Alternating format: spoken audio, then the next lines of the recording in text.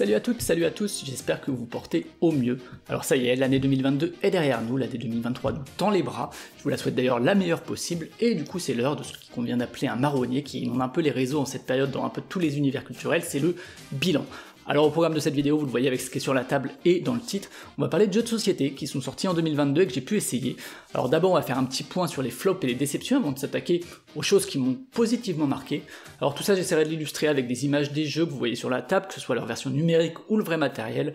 Parfois je prendrai aussi des vidéos ou des images proposées par les éditeurs, enfin, mini coup de gueule c'est quand il y en a parce que de ce côté c'est assez inégal, la plupart des entreprises, ils proposent pas de kit presse comme dans le jeu vidéo, ou bien il y a juste 3 images en basse résolution sur leur site, bref.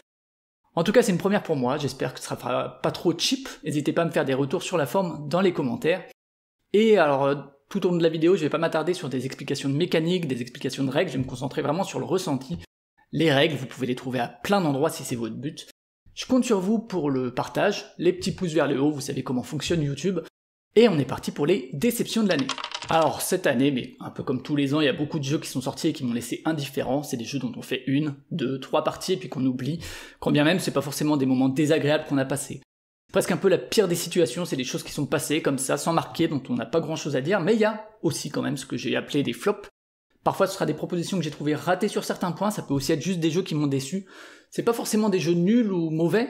parfois ils sont d'ailleurs mieux que ceux qui m'ont laissé indifférent, mais ils m'ont laissé, vous savez, ce petit goût amer en bouche. Donc je vous propose qu'on fasse le tour des déceptions, et de votre côté, n'hésitez pas dans les commentaires à parler des jeux que je vais citer, et puis à exprimer votre désaccord éventuellement, ou à citer ceux qui vous ont déçu. On va me dire, oui, oh, vous êtes un con, vous allez jeter ça. Oui, je le jette, parce que ça, c'est honteux, ça. C'est pas de la charcuterie, ça, c'est de la merde. Et autant commencer par une de ces déceptions dont j'ai pourtant gardé la boîte et que j'espère poursuivre. Il s'agit de Complice, qui portait la promesse d'un jeu coopératif d'ambiance à 2, avec cette communication un peu parasitée par les lunettes de couleur, qui met en avant comment parfois on peine à faire passer ou à recevoir une consigne qui pourtant paraissait assez simple. C'est une chouette idée, il y a des niveaux variés, avec des petits trucs ici et là pour varier l'expérience, mais malheureusement tout ça c'est un peu gâché par une édition qui a pour moi énormément retiré au plaisir de jeu. Alors les lunettes colorées, qui est quand même un élément crucial du jeu, ça avait tendance peut-être à cause de l'été, je sais pas, à s'embuer un petit peu, à mal s'ajuster, et du coup ça rajoutait en fait une difficulté externe à un jeu qui peut déjà pas mal frustrer par ses contraintes. Alors ajouter à ça le fait qu'il faille faire attention à un timer et que du coup on voit flou, et que du coup, ça fait perdre du temps, le temps qui est précieux puisque les missions sont en temps limité. Et tout ça, ça a suffi à m'agacer en me disant, c'est un peu dommage quand même que tout ça soit un peu gâché par une édition qui est pas au niveau. Alors il y a bien une appli qui est plutôt du côté sonore, donc on n'aurait pas besoin de regarder un timer. Ça libère le regard pour justement le réserver au plateau, mais la composition sonore est trop peu explicite sur le temps qui passe, il y a trop peu de signaux sonores qui indiquent où on en est, ce qui fait que finalement on est bien forcé de finir par utiliser la vue pour estimer cette durée. Complice, c'était du coup une très bonne idée, mais une édition un peu ratée.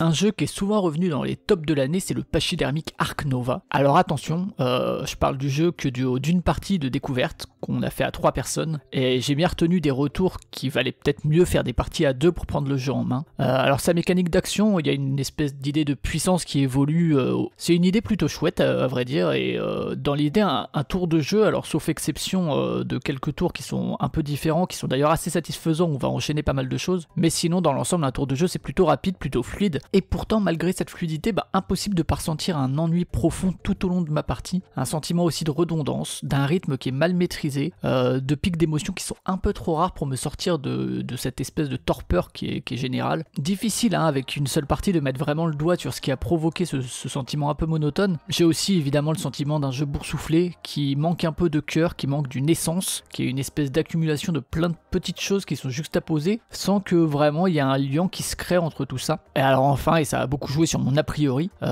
j'ai un rejet en bloc du thème, le thème, cette espèce de thème de zoo cool et positif, quand bien même, comme à peu près tous les jeux vidéo qui essayent de justifier cette approche, il y a un accent qui est mis sur la conservation, qui est d'ailleurs un élément déterminant pour mener la victoire, mais pour moi tout ça c'est un peu du bullshit marketing pour justifier en fait l'emprisonnement d'êtres vivants pour le plaisir de l'être humain, qui est un thème que moi je rejette effectivement un peu en bloc. Si je risque pas de changer d'avis sur ce point là, je reste quand même curieux d'y rejouer pour voir si mon opinion évolue, ou si au moins j'arrive vraiment à mettre le doigt sur ce qui provoquait ce sentiment d'ennui. Un petit duo maintenant avec 2 jeux édités par Blam, dont j'adore Celestia et dont j'ai aimé un autre jeu dont je parlerai plus tard. Mais alors Locomomo et Farm Club, c'est non, hein, désolé. Le premier, j'y ai joué qu'en numérique sur Board Game Arena, et je pense que cette version est pourtant plus à mon goût, parce que ça indique en fait les conséquences des déplacements des tuiles, ça rend le tout un peu plus dynamique, ça permet d'accéder immédiatement en fait à ce que moi je juge comme le choix qui compte dans le jeu. Mais alors là aussi, hein, quel ennui, quelle banalité, que ce soit la direction artistique dont je suis vraiment pas client, que ce soit la manière de marquer des points, il y a tout qui sent un peu le réchauffé et qui manque de saveur.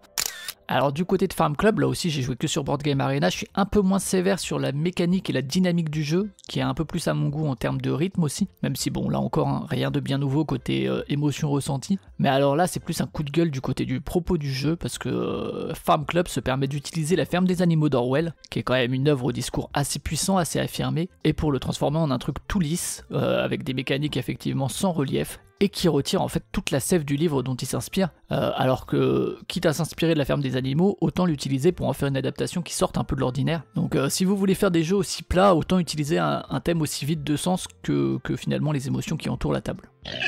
Le Scorpion Masqué, c'est un de mes éditeurs préférés. Stay Cool, Maudite Momie, Keeper Gagne ou surtout Decrypto, ça fait partie de mes jeux de chevet. Alors c'est rare, mais quand un jeu sort de chez eux, je suis à peu près sûr de l'acheter, et c'est en fait à peu près le seul éditeur pour lequel j'ai une réelle attente de nouvelles sorties. Alors forcément, face à une telle attitude, une proposition qui serait pas au top est forcément une déception. Un peu comme quand vous avez cet élève irréprochable qui fournit une copie tout juste moyenne, là où le même travail ça aurait valu des encouragements à une autre personne. Alors chez le Scorpion Masqué, c'est 0 à 100 qui a eu droit à ce peut mieux faire. Les moments qui sont passés autour de la table, ils ont pas été mauvais, hein. On est bien dans un jeu bien meilleur pour moi que les jeux que j'ai cités jusque là. L'idée notamment d'estimer les réponses les plus proches d'une question, ça fonctionne plutôt. Les petits bonus, les petits malus qui sont indispensables à l'équilibre du jeu sont plutôt bien pensés. Et pourtant, le problème c'est que si je dois penser en fait à un jeu de questions qui remet un peu le Trivial Pursuit aux oubliettes, en fait j'en ai plein que je proposerais avant 0 à 100. Alors même si les réponses créent parfois la surprise, je trouve que les questions pour ce genre de jeu manquent un poil de folie, c'est rare que je m'attarde comme ça sur le contenu, mais je trouve que pour un jeu de ce genre là dans 0 à 100 le contenu est un peu chiche, et puis cette contrainte de 0 à 100 dans les réponses, alors ça permet évidemment un cadre, mais c'est aussi une limite en termes de créativité, de prise de risque. Donc 0 à 100 c'est pas un mauvais jeu, c'est plus un jeu décevant de la part de cet éditeur qui m'a habitué à tellement plus renversant. D'un éditeur génial à un auteur de génie, il y a qu'un pas, que je franchis à la faveur de la déception. Alors il y a Magic, Netrunner, King of Tokyo, il s'agit évidemment de Richard Garfield. Bon alors au crédit du Scorpion Masqué, il est un peu plus habitué des productions qui m'ont un peu laissé sur le côté. J'ai trouvé King of New York assez poussif, Bunny Kingdom quelconque, mais cette année le bon Richard il s'est essayé au jeu à cocher avec Dungeons, Dice and Danger, et alors j'ai eu beau lui donner plusieurs chances, que ce soit en solo ou à plusieurs, j'ai trouvé ça mais d'une platitude. Alors c'est plutôt louable dans ce genre de jeu, il y a une volonté de thématisation et d'interaction, assez légère mais quand même présente, avec une espèce de course aux objectifs, des actions à réaliser qui dépendent un peu de celles des autres, notamment lorsqu'on affronte des monstres. Mais le souci c'est que ces actions elles ont aucune cohérence thématique, et du coup ça met vraiment l'espèce de thématisation qui est à la base encore une fois une bonne idée, mais ça l'envoie au placard directement. Pourquoi dans ce jeu, quand il y a un monstre qui est vaincu, ça permet aux autres personnes autour de la table de lui infliger des dégâts, alors même que parfois elles l'ont jamais rencontré? C'est vraiment juste une bête mécanique de catch-up qui a aucun sens thématique. La mécanique de choix des dés, qui est un peu à la Can't Stop pour faire 2 paires, c'est ultra lourd. Alors dans Can't Stop ça va, mais honnêtement dans Dungeons, Dice and Danger, c'est pas possible, c'est super lourd, ça nuit complètement au rythme du jeu, ça rend l'ensemble beaucoup trop long pour les sensations qu'il a à offrir, et alors en dépit de quelques outils pour apporter un peu de flexibilité, c'est assez facile quand même de se retrouver bloqué, notamment à cause de cette mécanique d'appareillage des dés, et finalement on est totalement puni par des dés capricieux, on n'arrive pas à progresser, là où nos adversaires, ils continuent, pas forcément parce que avant ils ont fait des meilleurs choix en fait, mais parce que le temps passant, les choix qu'ils ont fait précédemment sont plus valorisés par les dés, sans que ce soit par ailleurs vraiment une récompense pour une meilleure vision stratégique. Donc bon, ce que j'en retiens, c'est des visuels attrayants, c'est une certaine promesse d'exploration d'un univers, c'est des plateaux variés, mais pour un résultat malheureusement poussif, punitif, peu cohérent. C'est un bon moyen en tout cas de se rappeler que les génies sont aussi capables de se rater dans les grandes largeurs. J'aime beaucoup deux choses dans la création de manière générale. Alors d'un côté c'est s'imposer des contraintes comme par exemple lors de Game Jam, et de l'autre côté c'est viser une forme de cohérence minimaliste entre une proposition matérielle et une proposition ludique. Love Letter, ça reste un exemple essentiel de ma ludothèque de ce point de vue là, et donc j'ai été ravi de voir arriver dans un monde où on voit beaucoup de surproductions indécentes comme Foundations of Rome, j'étais ravi de voir arriver une gamme comme celle de Button Shy qui est proposée en français par Matago. Alors c'est un petit format format porte-carte, un petit peu porte-carte bleu, c'est un prix ramassé, donc donc ça en fait des jeux très accessibles, et le tout dans une volonté éditoriale qui est assez forte quand même, de réussir à offrir à peu de frais une expérience de jeu qui tient en moins de 20 cartes. Alors j'étais curieux de cette initiative qui date maintenant d'il y a quelques années en langue anglaise, et alors j'ai pu en acquérir, en essayer quelques-uns. Alors pourquoi ça se situe dans les déceptions? C'est parce que malheureusement la plupart des jeux de cette gamme se révèlent somme toute assez décevants, et en tout cas bien loin d'un Love Letter, ou pour prendre un peu plus récent, d'un Bestioles en guerre qui a pourtant à peu près le même nombre de cartes. Je pense notamment ici dans ceux qui m'ont déçu, alors j'y ai pas encore joué à tous, mais je pense à Stew, qui a été traduit par À table, ou encore Rizière du Cambodge, qui sortit un peu de l'idée des conditions de scoring au dos de chaque carte. C'est un jeu qui se révèle assez vite ennuyeux. Alors je reste quand même curieux des sorties proposées, notamment lorsque certains auteurs ou certaines autrices s'y investissent, mais dans l'ensemble je reste assez déçu que l'audace éditoriale, ça se traduise par des banalités ludiques.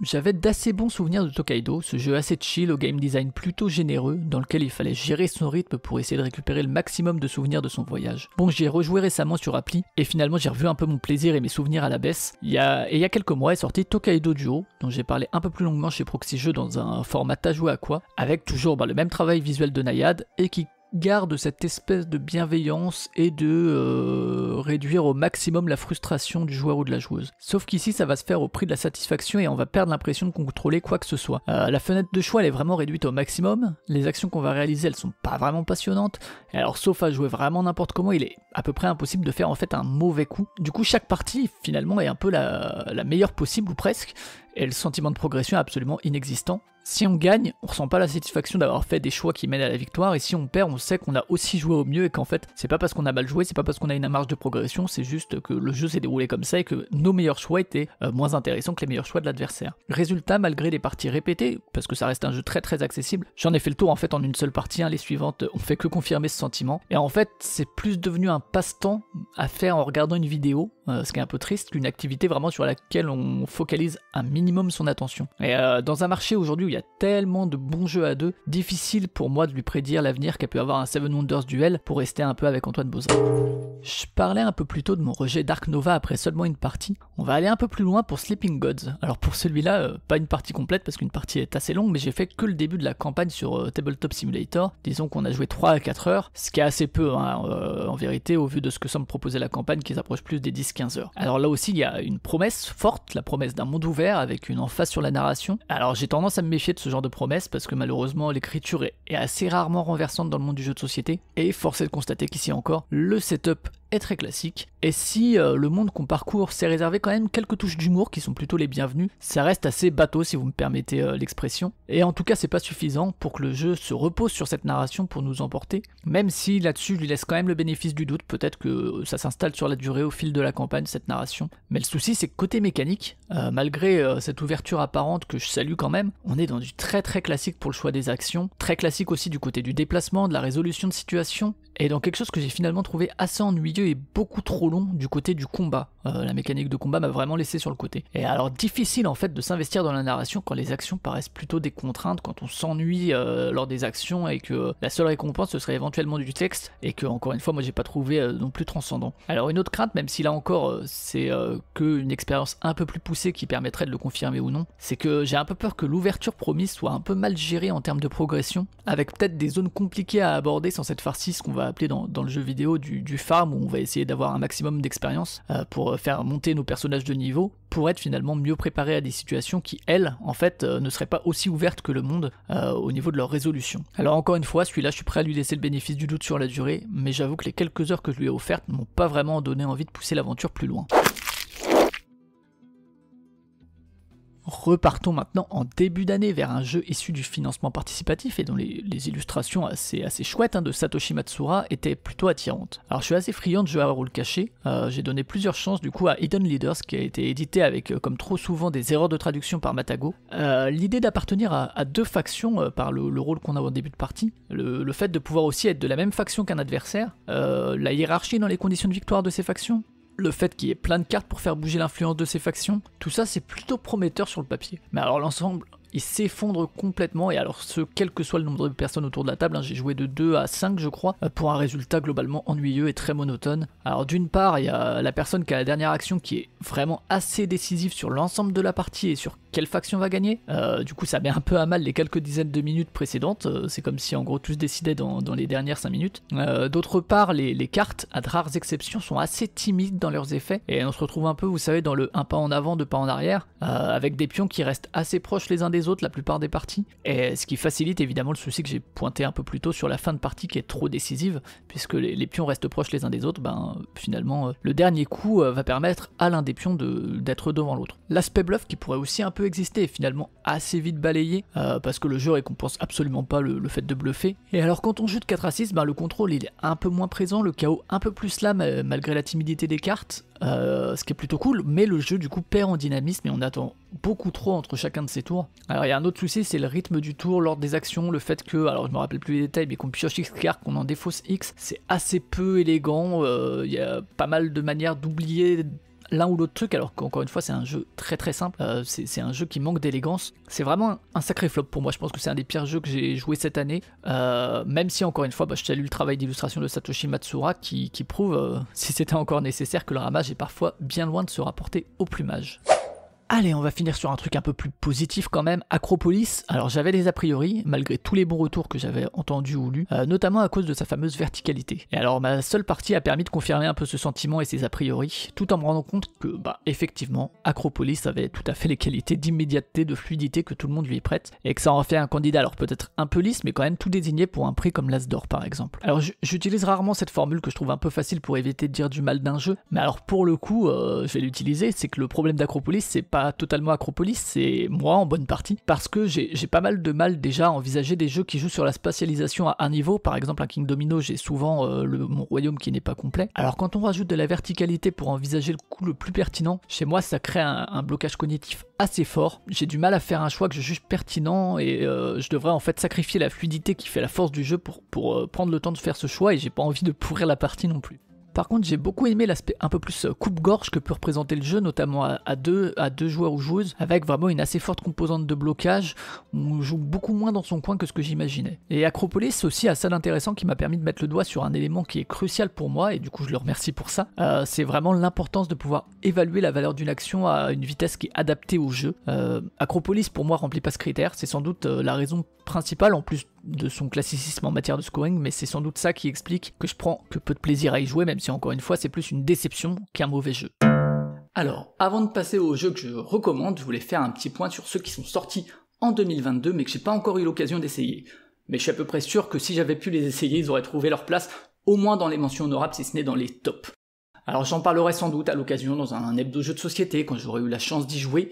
Mais alors là je vais un peu les name dropper, un peu en vrac, je vais pas trop m'attarder, je vous conseille juste d'y jeter un œil. C'est parti donc pour les top potentiels.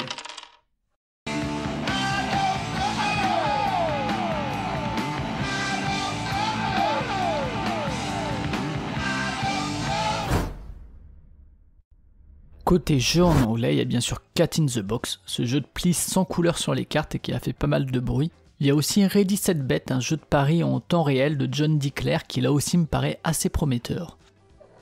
Alors on va rester avec John Declair avec Dead Reckoning, un jeu assez ambitieux qui est passé par le financement participatif qui me paraît un poil too much et avec quelques banalités, notamment son système de majorité, mais qui me fait malgré tout envie, notamment par ses personnages qui évoluent et puis son système de combat où on va lâcher des cubes dans une tour et où les effets de ce combat vont dépendre un peu de leur zone d'arrivée.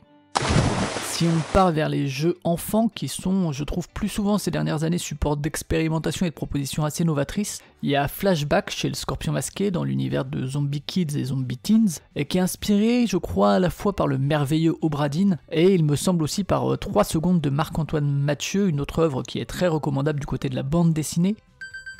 Et alors un autre jeu enfant qui semble offrir une assez forte mise en scène, c'est Dodo, avec son œuf qui descend du nid en haut d'une montagne, et qui s'agit de sauver en évitant sa chute, ça avait l'air assez cool. Enfin Gliss Banquise, le premier jeu d'Oussama Khelifati, et dont j'ai entendu ou lu de très bonnes choses avec son principe de pousser des plaques de glace pour que les manchots puissent sauter de bloc en bloc pour rejoindre la banquise. Alors j'ai parlé de Cat in the Box que je possède, et ben on va continuer avec d'autres jeux que j'ai acquis mais que j'ai pas encore pris le temps de sortir faute de temps ou de personnes avec qui jouer. Alors il y a d'abord Bullet, ou plutôt Bullet Cœur, que le Pionfesseur, un camarade de Proxy Jeux, dont vous devriez d'ailleurs aller voir les vidéos, il avait dit pas mal de bien de Bullet, avec notamment, il me semble, des sensations de shoot 'em up dans un univers à l'identité assez forte. Alors a priori, je joue assez bien en solo, donc j'espère pouvoir faire un retour dessus dès que possible, dès que j'aurai lu les règles. J'ai cité Cat in the Box, et ben on va rester dans les jeux de pli avec Tatsu, le jeu en équipe qui est une refonte de Dr. Jekyll et Mr. Hyde. Alors faut savoir que j'adore le genre du jeu de pli, je pense que ça fera tout à fait mon plaisir si tant est que je trouve 3 autres personnes pour partager l'expérience avec moi. Et c'est pas si simple dans mon entourage. Allez, on va reparler un peu de Proxy Jeux avec des jeux qui ont été traités dans certains formats par des camarades et qui du coup me font envie, couplés à d'autres sources qui ont un peu confirmé cette hype. Alors Paul Gara, elle a parlé de Brian Boru dans un jeu du mois. C'est un jeu qui me fait assez envie depuis sa sortie parce que c'est Pierre Sylvester qui est derrière le jeu, qui a créé le très très chouette The King is Dead que j'ai découvert cette année je crois ou l'année précédente et qui m'a pas mal bluffé. Donc on est dans un jeu de conquête de territoire et les actions tournent autour d'une mécanique de jeu de pli sans qu'on ait forcément la sensation de taper le carton comme dans une belote, mais le tout m'intrigue suffisamment pour que, lié au nom de l'auteur, ça me chauffe pas mal. Paul Gara, toujours dans le format jeu du mois, a récemment parlé de Trax chez Kif, qui sort décidément des chouettes choses après l'hippogramme en 2021, qui est pour moi une de mes découvertes de 2022. Alors pour le coup, Trax, j'ai pu essayer une mission chez Cyrus, un autre camarade de Proxy Jeux, et j'ai trouvé ça assez réussi, même si c'est un peu juste une seule partie pour l'inclure dans mes jeux de l'année, parce qu'il mérite que je m'y attarde un peu plus longuement quand j'en aurai l'opportunité. C'est vraiment un super concept, l'application elle est super bien faite. On peut regretter l'aspect un peu trop forceur dans les noms de rues avec les références au cinéma, et peut-être, alors mais là je vais plus me baser sur les ressentis d'autrui, il y a une espèce de difficulté d'estimation parfois de distance ou de durée apparemment. Il y a aussi quelques doublages qui sont peut-être un peu too much, mais dans l'ensemble la prise de son qui choisit un peu de s'éloigner du réel, c'est plutôt cool parce que ça s'éloigne du réel mais c'est pour privilégier un peu l'expérience de jeu, donc c'est pour moi un bon choix, donc plutôt cool de ce point de vue là.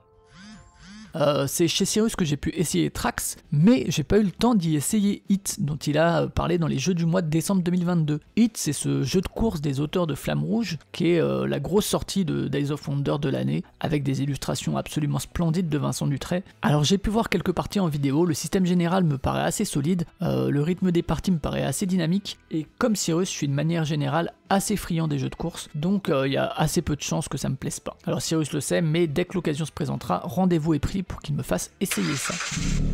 Je parlais de Richard Garfield avec la déception de Dungeons, Dice and Danger, alors je reste cependant curieux de ses sorties, et en fan de Magic, j'avoue que Mindbug me fait un peu de l'œil, avec là aussi des retours assez positifs de personnes dont j'ai confiance en la vie sur ce genre de jeu. Il est accompagné par 3 autres personnes dont je ne connais rien sur ce titre, mais ma foi s'ils ont réussi à le canaliser un peu, c'est peut-être pas un mal.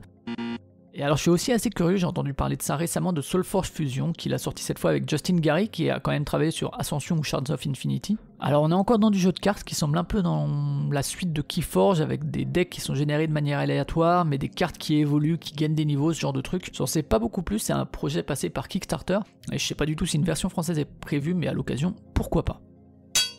Les jeux on se tire dans les pattes, qui durent pas trop longtemps mais qui favorisent une interaction forte, moi j'aime plutôt ça. Alors chez Igari, c'est World Championship Russian Roulette qui semble avoir séduit son monde cette année, qui est le premier jeu de son auteur Anthony Burch. Je crois que le stock est assez vite parti, et ça m'intéressait pas suffisamment pour que je me jette dessus, même s'il y a ces visuels splendides de Weberson Santiago qui était là, qui est un illustrateur dont je suis assez admiratif. De cette liste, c'est peut-être celui dont je suis le moins sûr qu'il me transporte, mais dans le doute je le mets aussi et j'espère l'essayer en 2023.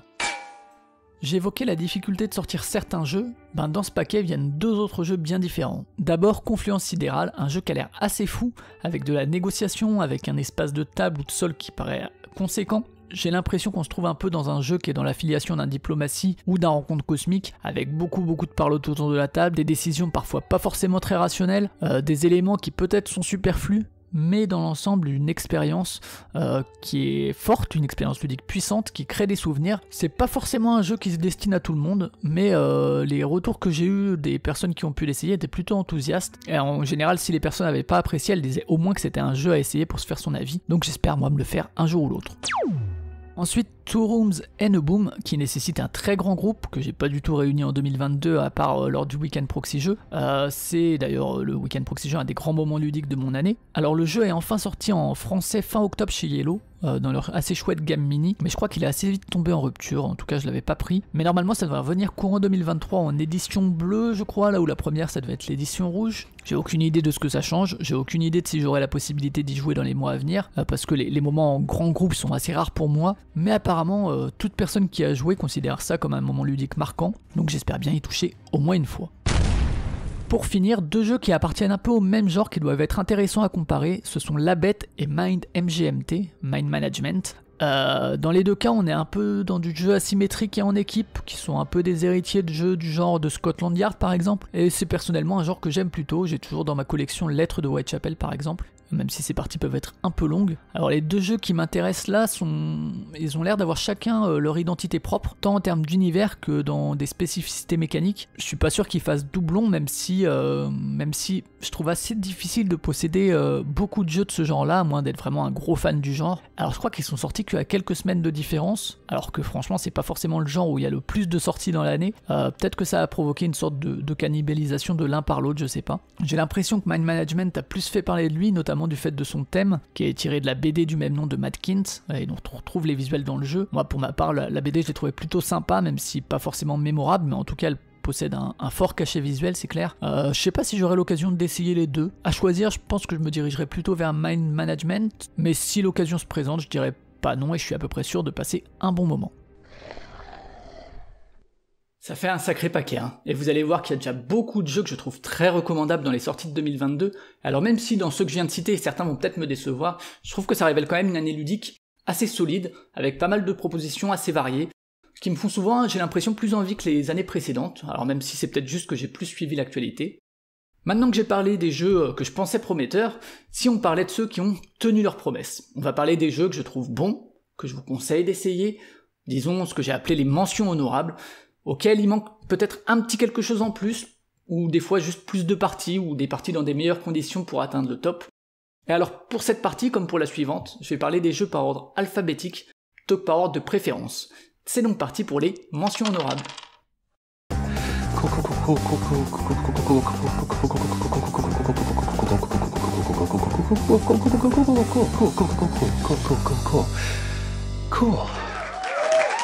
J'en ai déjà parlé dans les déceptions, mais je recase ici les sorties Button Shy traduites par Matago. J'ai aussi expliqué pourquoi l'idée de base est aussi séduisante et positive, dans une période où la surédition, les boîtes pleines de vide ou inutilement remplies sont légion. C'est assez agréable de voir des propositions à 7€ et de quelques cartes seulement, qui sont du coup aussi une contrainte en termes de création. Alors outre la déception que représentent la plupart des jeux finalement, l'initiative est louable et fait bien plaisir, et mine de rien il y a quand même quelques propositions qui sortent leur épingle du jeu. Alors j'ai parlé de l'île des prédateurs chez Proxy Jeux, ce jeu solo de Scott Helms qui est plutôt agréable, une espèce de petit puzzle où on tente d'activer les pouvoirs des animaux dans le bon sens pour essayer de faire les choses dans le bon ordre. Scott Helms est du solo encore avec Au Griffon Fond, malgré un petit souci de localisation. Il a quand même réussi à me convaincre mine de rien au fil des parties, même si je le trouve un peu inférieur à l'île des prédateurs.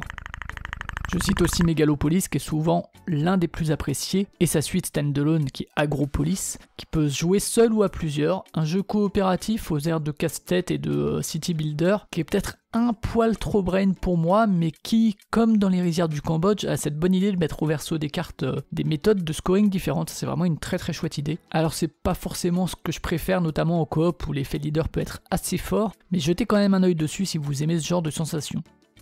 Je cite aussi ici Tussimusi d'Elizabeth Hargrave, qui n'est pas sorti en France dans cette gamme, mais qui est sorti dans la gamme mini de chez Yellow, mais pourtant c'est bien un jeu Button Shy à la base. Alors c'est pas révolutionnaire non plus, hein, il y a sa mécanique de je propose et tu choisis et split you choose, ça offre un tout petit peu de bluff, mais bon, rien non plus de bien foufou, mais c'est un jeu qui est assez concentré quand même, qui est vraiment très accessible, qui est, je trouve, assez élégant, même si les manières de marquer des points sont finalement assez banales, et que le jeu devient vite assez redondant. Enfin, j'ai pas encore pu essayer, mais j'ai eu plutôt de bons retours sur la bataille des pâtis sorciers Libération, donc je les cite ici, en espérant qu'il se classe en effet parmi les bonnes surprises de cette gamme.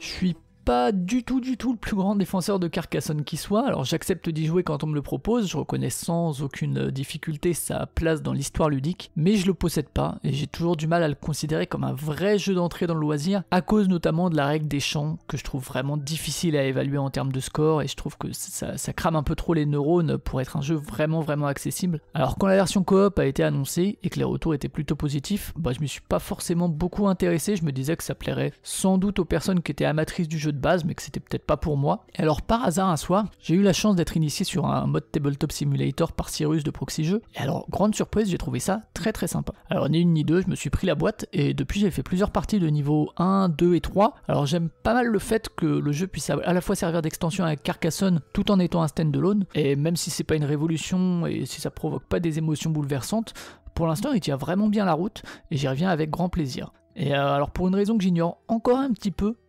c'est un jeu qui arrive à éviter l'effet leader, ou plutôt en fait, plutôt que de l'éviter, il arrive à le partager, c'est-à-dire qu'à différents moments de la partie, c'est plus ou moins telle personne qui va prendre ce rôle, mais c'est un rôle qu'on prend de manière assez bienveillante. À chaque fois que je l'ai vu, c'était pas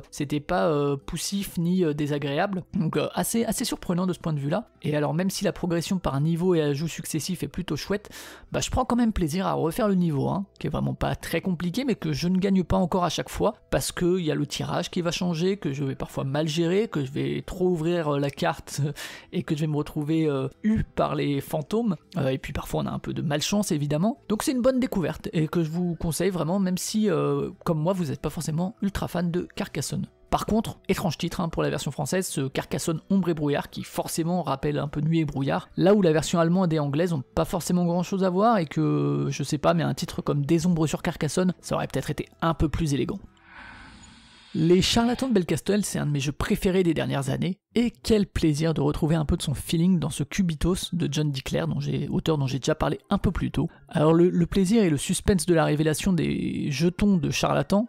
ici il est déporté dans le lancer des dés, mais c'est un plaisir qui reste intact. La montée en puissance, on la retrouve également. On retrouve aussi le sentiment chéri de stop ou encore, un sentiment que moi j'adore au moment de relancer ou non ses dés. On retrouve aussi la multiplicité des pouvoirs, qu'on peut un peu assembler comme on veut pour créer des nouvelles synergies, des nouveaux combos, des nouvelles associations, même si évidemment le jeu en recommande certaines à privilégier. Alors la grosse différence, elle se situe dans la structure de la partie, puisque là où les charlatans ça avait un nombre fixe de tours, Cubitos fait le choix de la course avec un parcours optimal qu'on peut suivre sur le circuit, mais on peut aussi s'en éloigner un peu en allant chercher des petits bonus à gauche, à droite pour essayer d'améliorer ses lancers suivants. Et alors pour aller avec la diversité des pouvoirs des cartes, on y ajoute aussi celle des circuits, puisqu'il y a 4 circuits dans la boîte, avec à chaque fois des petites spécificités qui vont forcer à adapter un peu sa manière de jouer. Alors on est vraiment dans des genres de jeux qui me sont chers, et une filiation avec un jeu qui m'est cher. Du coup le plaisir que j'ai pris à Cubitos, c'était pas forcément une surprise, mais plutôt une confirmation pour le coup de mes a priori,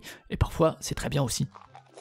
Celui qui par contre était une surprise, c'est le petit jeu de cartes Disney Villains The Card Game. Alors j'ai l'impression qu'il est un peu sorti dans l'indifférence générale, force est de constater que les efforts pour installer le jeu c'est pas forcément ça. En fait c'est une refonte de Holdor Mao Mao, avec quelques modifications, notamment le fait que cette fois il n'y ait pas une pioche commune centrale mais que chacun et chacune ait sa propre pioche. Et alors surtout Ravensburger a troqué un thème qui était plutôt très chouette je trouve et très cohérent, c'était des oignons qui pleurent, parce que c'est un jeu où en fait on chouine souvent, et du coup le thème qui a été choisi là pour la réédition c'est celui des méchants de l'univers Disney. Alors sans doute que l'idée derrière c'est de se dire que ce choix d'édition va ouvrir les portes du grand public. Alors j'ai pas l'impression que ça a été le cas, mais alors... En plus, il y a cette espèce de sous-titre claqué It's Good to Be Bad qui est relativement lambda. Et puis en fait, c'est une boîte internationale et dans plusieurs langues, ce que je peux comprendre aussi en termes d'édition, mais qui, en fait, quand on est devant, entre Disney Villains, The Card Game, le sous-titre, on a l'impression que ça va être un jeu anglais. Donc pour le très grand public que le jeu vise pourtant, c'est peut-être totalement repoussoir. Et c'est dommage parce qu'on est clairement dans une proposition qui va faire partie des petits jeux de cartes comme un Oula ou un Skijo, qui a ce potentiel de plaire à plein de monde. Mais la différence avec les deux jeux que je viens de citer, c'est que moi, Disney Villains, je le trouve vraiment chouette et malin, là où les deux autres, c'est pas que je les déteste ou quoi, mais il me laisse un peu indifférent, il me laisse un peu sur le côté. Celui-là, vraiment, je trouve qu'il est cool. Il s'inspire du 8 américain, et donc, en fait, c'est des mécaniques que à peu près tout le monde connaît à partir du moment où cette personne a joué au Uno. Mais il y a derrière tout ça cet auteur qui sait parfois être génial, c'est Leo Colovini, qui est pas un jeune auteur. Vous connaissez peut-être Cartagena ou Carolus Magnus qui font partie de ses jeux les plus connus. Et il arrive à installer plusieurs twists dans cette simple idée de placer sur une carte, une autre carte qui va être de même valeur ou de même couleur, donc c'est l'idée du 8 américain, en abandonnant en fait le tas commun sur lequel on va mettre les cartes pour des tas individuels, avec en plus ce truc de jouer chez les voisins ou voisines en priorité. On va leur donner des points parce qu'à la fin de la partie, c'est les cartes qui sont dans notre pile qui vont être les points, donc parfois on va être obligé de donner des points à nos voisins et voisines. Il y a encore cette possibilité de s'ouvrir des choix en supprimant certaines cartes de son décompte de points. Puisqu'on peut mettre des cartes, je vais pas rentrer dans les détails, mais on peut mettre des cartes face cachées pour pouvoir poser ce qu'on veut dessus, mais à la fin de la partie, toutes les cartes on compte le nombre de cartes face cachées et toutes les cartes de cette valeur-là ne compteront pas dans le scoring final. Alors si toutes les parties se valent pas, parfois elles peuvent être très très injustes, elles peuvent aussi laisser place à du kingmaking assez facilement, mais c'est un jeu où l'interaction est assez forte, où il y a la composante mémoire qui est un peu amusante justement, et ça donne lieu effectivement à pas mal de chouineries, même quand quelqu'un nous donne des points, parce qu'en fait cette personne elle nous donne certes 3 points, mais elle casse complètement autre chose qu'on s'était prévu. Et alors je suis vraiment ravi d'être tombé dessus par hasard un peu lors du visionnage d'une partie de Holdor Mao Mao sur la chaîne de Board Game Geek. Alors je regrette un peu la thématisation moins cohérente avec le sentiment de jeu, et qui a priori a pas suffi à installer un jeu qui pourtant je trouve le mérite largement. On va rester dans les cartes avec une sortie du début d'année, la fin des artichauts. C'est un deck building avec des pouvoirs qu'on apprivoise assez facilement. Alors c'est pas forcément ces effets-là qui vont lui donner une saveur particulière, mais c'est bien le moment où on va vérifier si on a gagné, c'est le moment où on va piocher une main, et si elle ne contient aucun artichaut, à la fin de notre tour, on pioche, s'il n'y a aucun artichaut, on a gagné. Alors pour ça, il y a deux axes principaux, il y a soit épurer son deck en virant tous les artichauts, ou bien noyer les artichauts sous plein de cartes en contrôlant sa pioche. Rien de bien folichon non plus, mais Emma Larkins, elle a quand même réussi un truc qui donne à la fin des artichauts sa place dans cette liste, c'est vraiment de mettre le focus sur un moment qui en général, il est vraiment quelconque dans le genre du deck building. C'est le moment où on va refaire sa main, où on va piocher. En général, c'est le moment où le joueur ou la joueuse suivant ou suivante va commencer à jouer parce qu'on s'en fout. Et là, c'est là qu'est tout le focus, qu'est toute l'attention, parce que c'est là qu'on vérifie si la personne a gagné. Et il y a une espèce de suspense qui se crée à ce moment-là, pour encore une fois un moment qui est en général complètement anecdotique dans les jeux de deck building. Donc vraiment c'est ça qui moi me fascine dans ce jeu et que je trouve assez génial. Et avouons-le, les légumes, notamment les artichauts, ils sont complètement choupis, ce qui n'enlève rien.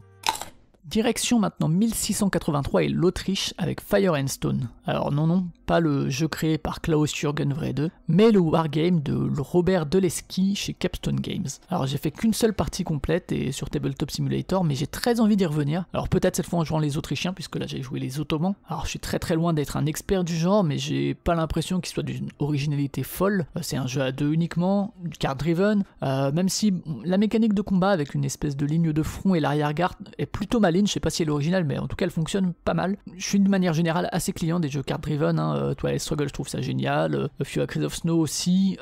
les 1812 ou ce genre de jeu pareil, et celui-là fait pas exception avec ce choix entre garder une carte pour jouer son événement à un moment où il sera pertinent, et en même temps l'obligation de les utiliser pour des actions plus classiques. Je retiens surtout notamment la dynamique du jeu, avec cette impression pour la personne qui joue les Ottomans, qui était moi lors de la partie que j'ai faite, on a vraiment l'impression d'être au pied du mur de Vienne, et que la pénétration de ces remparts, elle est compliquée, elle prend des tours, elle est vraiment assez laborieuse, mais une fois qu'on l'a faite, il y a une espèce d'accélération qui se fait sentir, et qui est assez plaisante, et il y a vraiment ce sentiment de difficile de pénétrer les remparts, mais qu'après ça s'accélère. Alors il y aura évidemment d'autres parties qui seront nécessaires pour cerner l'équilibre du tout, et si justement on fait pas trop vite le tour du jeu, mais en tout cas la première impression est plutôt bonne, et si vous aimez le genre, je vous conseille de jeter un œil donc sur Fire and Stone, Siege of Vienna, 1683. Ah, le docteur Rainer Knizia, il continue de sortir des jeux à tour de bras tous les ans dans plein de styles différents, chez plein d'éditeurs. Parfois c'est pour faire des refontes de ses travaux précédents, et parfois c'est des propositions inédite et originale. Alors original, Millefiori ne l'est pas forcément, avec sa simplissime règle, je joue une carte, je pose un pion là où cette carte me le dit et je gagne des points selon le lieu où je pose mon pion. Pour le moment, les personnes avec qui j'ai eu le plaisir d'y jouer ont trouvé ça un peu quelconque, n'ont pas accroché plus que ça. Alors je peine à leur donner tort, notamment du côté de la manière de marquer des points qui est assez classique, mais c'est un jeu qui me fait toujours ressentir cette petite montée d'adrénaline quand, lors de certains tours, on va marquer plusieurs dizaines de points d'un seul coup parce que tout s'enchaîne bien et que les effets vont se déclencher en cascade. C'est vraiment très très satisfaisant comme moment et c'est assez régulier dans le jeu quand même. Je parlais de Ark Nova plus tôt où ça arrivait pas assez souvent dans le jeu pour moi. Là, c'est quand même assez fréquent. Alors je pense pas qu'il va s'inscrire dans la durée comme ont su le faire d'autres jeux de Knizia, mais en tout cas pour le moment il reste dans ma ludothèque même si j'ai un peu de mal à l'en sortir, mais moi j'y prends encore un plaisir suffisant pour que je vous le recommande. Quand Elysium est sorti en 2015, je me suis dit que j'allais vraiment surveiller la paire Matthew Dunstan et Brett J. Gilbert. Depuis, ils ont prouvé qu'ils étaient capables du meilleur comme du pire, avec par exemple, du côté du pire, Fairy Tail, qui est vraiment pas terrible, même nul, disons-le. Et l'année passée, 2022, ça fait pas exception avec du médiocre, comme My Shelfie, qui devrait arriver chez nous sous le nom de Cozy Casa, ou l'assez oubliable, je trouve, la Guilde des Expéditions Marchandes. Mais heureusement, il y a aussi du bon chez Dunstan, comme le prouve Next Station London, un petit flip and write où il va s'agir de tracer des lignes de métro en reliant les stations indiquées par les cartes retournées. J'aime assez le fait que les manches aient un nombre de tours variable et qu'on peut pas trop prévoir, mais surtout que pendant et après la partie, il y a un vrai sentiment de satisfaction avec le tracé des lignes de différentes couleurs. En levant les yeux de sa feuille, on a parfois l'impression d'être face à un vrai plan de métro, et on ressent les mêmes sentiments presque ASMR que dans le merveilleux jeu vidéo Mini Metro que vous devez absolument découvrir si vous le connaissez pas. En tout cas, Next Station London, j'en ai enchaîné les parties, que ce soit sur Board Game Arena ou en vrai, et que ce soit alors avec le mode de base, qui reste quand même la plupart de mes parties, ou avec les petits modules qui permettent d'ajouter un peu de variété à l'ensemble. Alors pour rester dans le thème, vous pouvez aussi jeter un œil à Metro X, même si j'ai finalement préféré le jeu de Matthew Dunstan à celui d'Hisashi Hayashi. Petit jeu, petit prix et petite boîte, Sea Salt and Paper remplit plein de critères pour être très recommandable au plus de monde possible. Mais pour ça, il aurait fallu qu'il soit bon également. Mais honnêtement, malgré son côté très immédiat, en fait, il m'a fallu pas mal de parties avant de choisir que oui, je l'aimais vraiment et qu'il aurait sa place dans ces mentions honorables. La patte Katala, elle va se retrouver dans l'inspiration du jeu classique, donc le Hanafuda, que pour l'occasion, j'ai découvert aussi grâce au Pionfesseur, merci à lui parce que c'est un très bon jeu. La patte Théo Rivière, elle va se trouver plutôt dans les petits effets des cartes, les collections, et sans doute aussi, je pense, dans les 4 sirènes qui donnent la victoire immédiate. Alors mes doutes, ils se portent surtout sur la durée des parties qui sont un poil trop longues pour ce qu'elles offrent comme sensation, mais aussi sur l'aspect un poil conventionnel des effets des cartes que je trouve assez classique. Mais alors la première des limites que j'ai citées, ces parties un peu longues, en fait elle est nécessaire, la durée des parties est nécessaire pour que justement la plupart des parties permettent un rattrapage et que finalement les défaites écrasantes soient exceptionnelles. C'est assez épatant de ce point de vue là, j'ai vraiment eu aucune partie ou presque où il y a vraiment un score écrasant. À chaque fois il y a des dynamiques qui font que il y a quelqu'un qui recolle au score et c'est vraiment la durée de la partie qui le permet. Bon la deuxième limite, les effets des cartes, j'ai pas vraiment changé d'avis, j'aurais aimé un peu plus de folie. Alors j'y joue surtout à deux, où il y a vraiment chaque move devient assez important, où il y a une part de guessing, où il y a aussi une part de mémoire, on va essayer de se rappeler de ce qu'a pris l'autre, on va essayer de se rappeler ce qui est dans chacune des deux des fausses, on va essayer de prendre des trucs de la même couleur au cas où on fasse une dernière chance ou au cas où l'autre le fasse. On ajoute à ça la petite prise de risque que constitue justement cette dernière chance, et l'éventuelle dynamique de bluff qu'elle permet, et on se retrouve finalement devant un jeu dont j'ai fait des dizaines de parties depuis cet été, surtout sur Board Game Arena, mais également sur table. On s'éloigne des petites boîtes et même des jeux en français pour une sortie encore non traduite, et dont je sais pas si elle le sera un jour à vrai dire. C'est un jeu que j'ai pratiqué que sur Board Game Arena, que j'ai découvert grâce à une vidéo de John Gets Games et qui est édité chez Rio Grande. Il s'agit de Space Station Phoenix qui a été créé par Gabriel G. Cohn. Pour le coup c'est un auteur dont j'avais jamais entendu parler avant de jouer à Space Station Phoenix. Alors on est dans de l'Eurogame dans l'espace, on va construire sa station, on va y accueillir des aliens, des humains pour marquer des points. Alors les trucs cool de ce jeu là, c'est l'interaction assez forte, puisqu'on va pouvoir utiliser ses propres vaisseaux pour faire des actions, mais aussi ceux des autres, en leur donnant un peu de nos ressources, mais en bloquant du coup ces vaisseaux. Il y a aussi la piste de diplomatie qui fait que quoi qu'on fasse, ça bénéficie plus ou moins à quelqu'un qui va en tirer un bonus. Il y a aussi tout plein de petits bouts de stations à construire qui sont différents, il y en a vraiment beaucoup, avec des effets, des orientations spécifiques, ce qui va donner forcément des synergies et des dynamiques un peu différentes à chaque fois. Il y a aussi 3 conditions de fin de partie, ce qui promettait de pouvoir un peu s'orienter vers un axe et de se spécialiser. Alors après plusieurs parties, je trouve que c'est un jeu qui reste assez solide et assez recommandable si vous aimez ce genre de proposition, mais il y a quelques réserves qui se sont confirmées sur d'autres points quand même. Principalement, je trouve que ces fameuses 3 conditions de fin de partie, c'est un peu accessoire et que malgré cette promesse, en fait, on a quand même tendance à faire plus ou moins tout le temps les mêmes choses, et d'ailleurs il faut faire un peu de tout. Finalement on arrive à peu près proche des 3 conditions de fin de partie à la fin, C'est un petit peu dommage. J'aime bien moi dans ce genre de jeu pouvoir laisser de côté certains pans du jeu pour me spécialiser, mais je garde quand même cette interaction en mémoire, tout comme quelque chose que j'aime beaucoup dans les jeux, c'est une espèce de progression en entonnoir, parce qu'au fil de la partie on va devoir se séparer, démanteler certains des vaisseaux, et donc se séparer de certaines des actions, parce que on a besoin de métal qui est obtenu notamment en désossant certains des vaisseaux. Le métal qui est une ressource essentielle pour progresser dans la construction de la station. Donc ça c'est quelque chose que j'aime plutôt, la progression de cette manière. C'est pas un indispensable, je pense qu'il va perdre en intérêt petit à petit au fil des parties, peut-être que 5-6 parties plus loin il aurait même pas fini forcément dans cette liste, mais je garde quand même un très bon souvenir de sa découverte, et encore une fois, si vous aimez ce genre de jeu, essayez-le. J'ai râlé un peu sur les sorties de blâme dans la première partie de cette vidéo, mais heureusement, comme pour Matthew Dunstan, l'éditeur est lui aussi capable de sortir la même année des trucs que je trouve assez ratés, et Splitto, que je trouve bien plus chouette, et qui a fait partie des coups de cœur de la première moitié d'année. Reprenant l'idée qui a déjà été vue, c'est pas totalement nouveau, de partager une zone entre deux personnes et de scorer grâce à la zone à la fois partagée à droite et celle partagée à gauche, l'idée en elle-même en fait crée forcément du dialogue avec ses voisins, ses voisines, ça crée en fait de la simili-coopération qui est je trouve bien plus efficace que dans la plupart des jeux qui se présentent comme des coopétitifs. Il y a aussi un peu de draft qui permet de se passer les cartes, des fois on va drafter et passer les cartes à son voisin en espérant que la personne à qui on les passe comprenne qu'on lui en a laissé une qu'il faut absolument jouer entre nous deux. Les objectifs qui permettent de marquer les points, ils sont simples, ils sont assez clairs. Le jeu il est assez élégant dans son design également et dans ses mécaniques. Je lui reproche surtout un certain manque de lisibilité quand on joue à trop nombreux sur des grandes tables, où parfois c'est un peu compliqué de voir où en sont les autres, alors même que les objectifs demandent d'être attentifs quand même à ce qui se passe un peu partout. J'ai pas joué autant que je l'aurais voulu cette année, j'espère en faire un peu plus de parties en 2023, mais si vous êtes passé à côté, n'hésitez pas à l'essayer.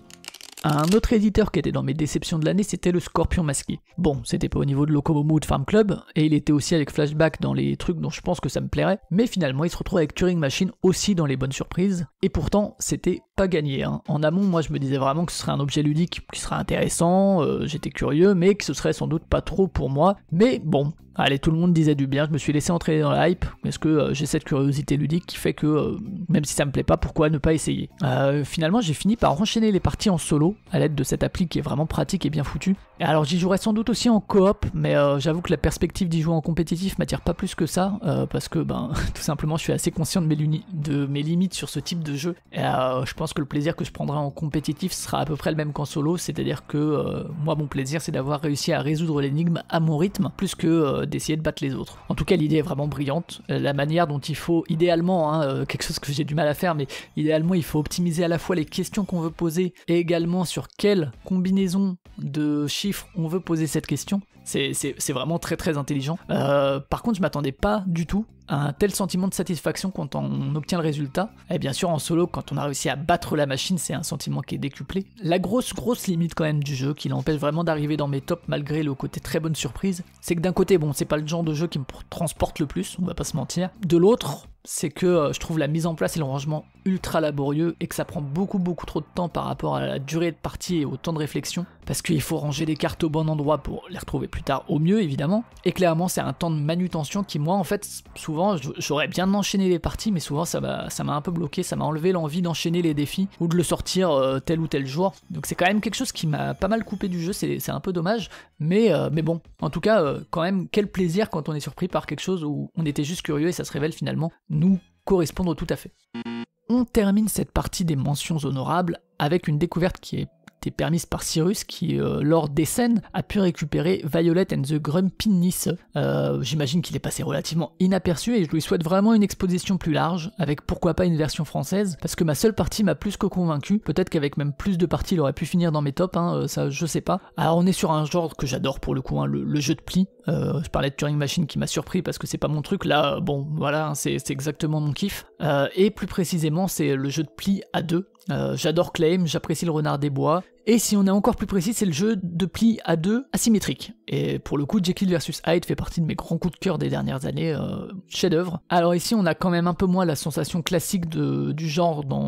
que dans ceux que j'ai cités, mais la manière dont la mécanique de pli s'intègre à l'ensemble est plutôt élégante, ça fait pas non plus cheveux sur la soupe. Je trouve le système de compensation de perte du pli assez maligne, le choix des cartes à mettre dans sa main plutôt chouette, et pour rien gâcher, c'était vraiment une surprise. Le jeu vient en fait avec une espèce d'histoire et un univers qui sont vraiment charmants. Les choix visuels, j'avoue que quand j'avais regardé les images sur Board Game Geek, ça m'avait un peu laissé de marbre. mais en ayant tout devant les yeux, j'ai trouvé ça super adorable, super cohérent avec le reste de la proposition. C'est vraiment un univers que je trouve assez vraiment chouette, quoi. Donc si vous êtes du genre, que vous êtes professionnel, que vous êtes du genre à localiser des jeux dans notre langue, jetez un œil dessus, il le mérite vraiment. C'est une très belle surprise pour finir cette partie avec un jeu qui, encore une fois, avec peut-être plus de parties au compteur, aurait peut-être pu finir dans la suivante. Allez, on va passer au haut du panier avec les jeux de société de cette année 2022 que je considère comme des incontournables dans leur genre, qu'il faut absolument essayer, sauf si vous êtes totalement hermétique à ce type de jeu. Pour rappel, on va dérouler tout ça par ordre alphabétique, parce que ce serait vraiment difficile de hiérarchiser le plaisir entre des propositions qui sont aussi différentes. On est donc parti pour les tops de l'année 2022.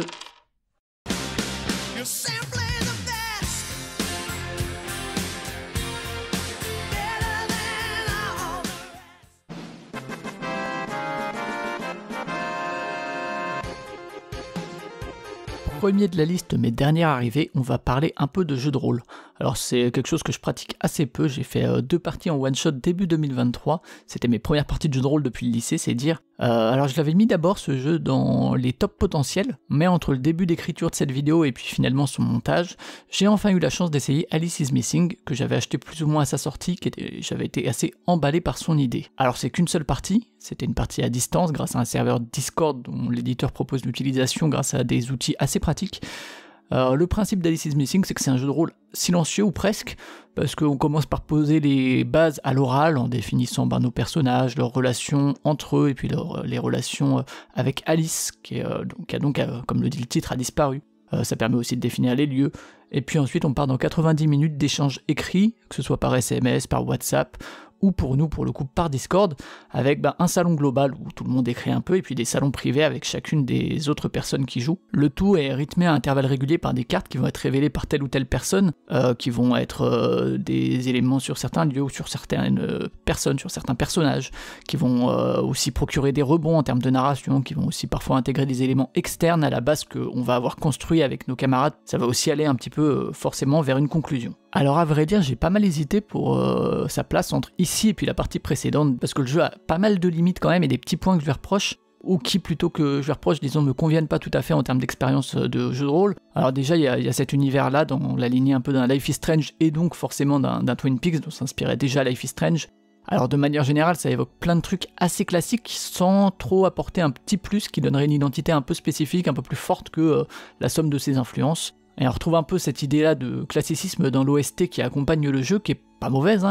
ça accompagne plutôt très bien la partie, mais là aussi c'est des choses qu'on a déjà entendues et qui est pas très original. Alors bon, rien vous empêche de modifier tout ça en créant votre propre playlist de 90 minutes pour justement installer une ambiance un peu plus personnelle et peut-être justement aussi donner un autre ton à l'aventure. Alors cet univers, ces personnages assez stéréotypés, ils sont aussi sans doute là pour faciliter l'identification de manière assez immédiate. C'est des caractères qu'on va cerner assez rapidement, des éléments assez marqués. Pourquoi pas, personnellement j'ai trouvé que c'était surtout des choses que j'avais déjà vécues ailleurs dans d'autres médias, ce qui peut se révéler un petit peu frustrant, et de la même manière, même si le scénario de la partie n'est pas fixe, parce que c'est en partie le fruit de ce qu'on va y mettre, nous les joueurs et les joueuses, en fait les cartes pour faire avancer l'intrigue, même si là aussi elles peuvent changer de partie en partie, mais ça va quand même donner une couleur spécifique et un déroulement qui, là aussi, je trouve que c'est un peu trop axé sur le dramatique. Et en tout cas, ça me semble assez difficile de s'écarter vraiment de ce carcan, de cette couleur de scénario pour aller vers quelque chose, par exemple, de plus humoristique ou de plus tranche de vie.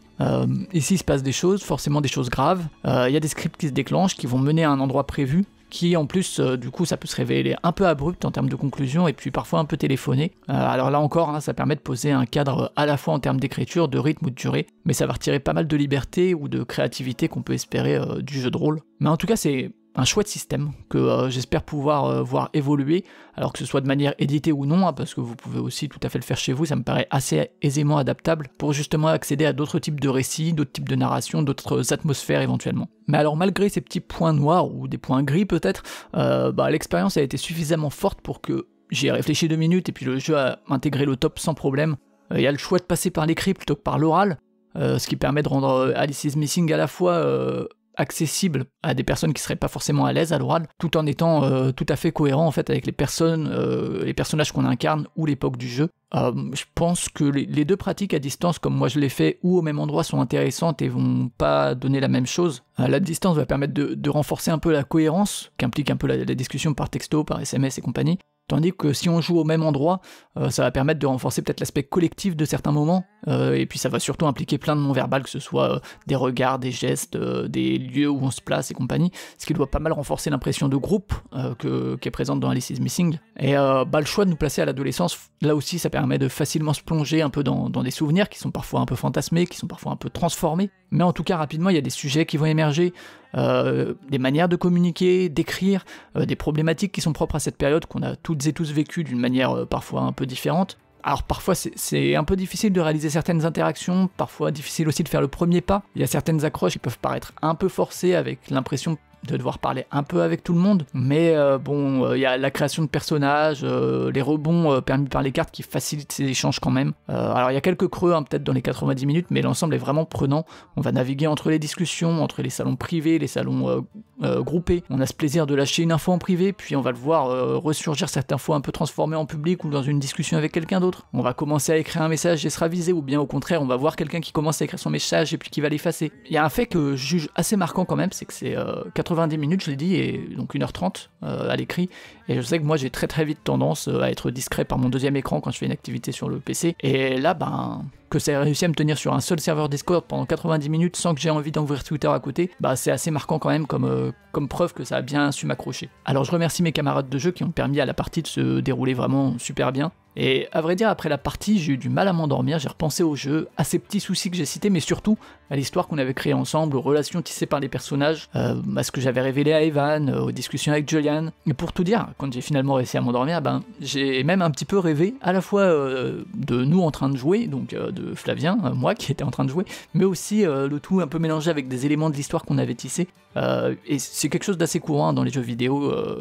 chez des expériences que cet impact, je pense ici à Elden Ring ou à Breath of the Wild qui ont beaucoup accompagné mes songes, ou à Obradin, des choses comme ça, mais c'est beaucoup plus rare dans les jeux de société, c'est quelque chose de assez exceptionnel et du coup d'autant plus remarquable. Et si on rajoute à tout ça effectivement le livret de règles qui est un modèle en termes d'inclusivité, de bienveillance envers les joueurs et joueuses, rien que pour ça il écrase pas mal de sorties de l'année. Et il y a un point bonus qui est aussi que comme pas mal de sorties Ori Games de ces derniers temps, il est vendu sans le plastique qui entoure presque toutes les boîtes de jeux, ça c'est toujours cool aussi. Le résultat c'est que j'ai très très envie d'y rejouer, de jouer aussi à d'autres propositions qui utilisent ce système mais dans d'autres ambiances, et surtout de faire découvrir cette expérience qui est l'une des plus fraîches de l'année. En cette fin d'année 2022, Marvel Snap semblait installé sur tous les smartphones et remporte un succès que je trouve assez mérité, moi-même je prends pas mal de plaisir dessus. Et mes premiers contacts m'ont évoqué un autre jeu qui m'a suffisamment plu pour que j'en fasse un jeu du mois chez Proxy Jeux. Il s'agit du petit Bestioles en guerre, qui est en fait une refonte de Airland and Sea dans un thème un peu moins austère. Là aussi, comme dans Marvel Snap, on est dans un jeu de majorité où il va s'agir de contrôler 2 lieux sur 3 en posant des cartes qui vont comboter entre elles. Bon alors le jeu ne fait que 18 cartes, donc beaucoup moins que Marvel Snap. Notre main en compte que 6 contre les 12 du jeu de Second Dinner,